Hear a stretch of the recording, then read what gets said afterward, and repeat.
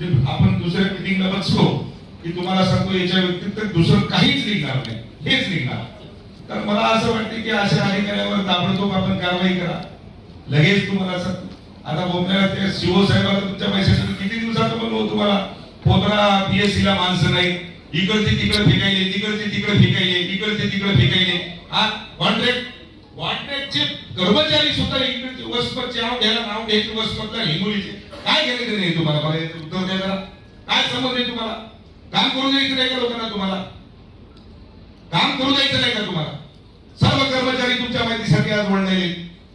एक जिल्हा परिषदचा कर्मचारी तुमच्या माहितीसाठी जागेवर नाही, एक ग्रामसेवक कोणताच अधिकारी काहीच नाही तुमच्या माहितीसाठी. त्या जिल्हा परिषदेसाठी भोमा भोम करून टाकले या सुरूनी. काय चाललंय तुमचा? मनमानी कारभार आहे का तुमचा?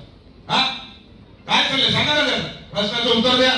का तुम्ही तुमच्या माहितीसाठी त्या पोत्र पीएससीचे लोक तुम्ही दुसरीकडे टाकून दिले? वारंवार सांगूनही तुम्हाला त्या ठिकाणी तुम्ही माणसं दिले नाही. कशामुळे दिले नाही?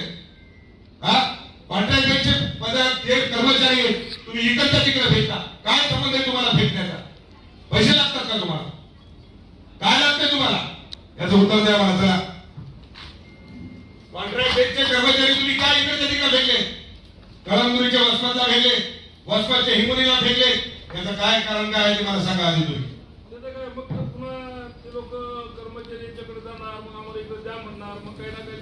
जिल्हा परिषदेच्या शिक्षकाची तीच भो. एक शिक्षक तुमच्या माहितीसाठी एखाद्या शिक्षकाला सांगा की शिवचं काम बरोबर आहे का म्हणून. काय लावला धंदा? कशामुळे करायला तुम्ही असं? मनमानी कारभार आहे तुमचा. घरची खेती आहे, नोकर आहे तुम्ही, नोकरासारखं काम करा.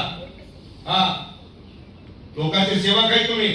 या पद्धतीने आपल्या पद्धतीने आपण जगू नका, अधिकार गाजू नका. लोकांसाठी कामासाठी आलेले तुम्ही इथं घरात ठेवा. कशामुळे पीएससीचा मला तुम्ही प्रश्न द्या, ते उत्तर द्या त्याचं. तुम्हाला वारंवार सांगूनही त्या पीएससीला तुम्ही आतापर्यंत ही कर्मचारी डॉक्टर त्या ठिकाणी दिले नाही. का दिले नाही?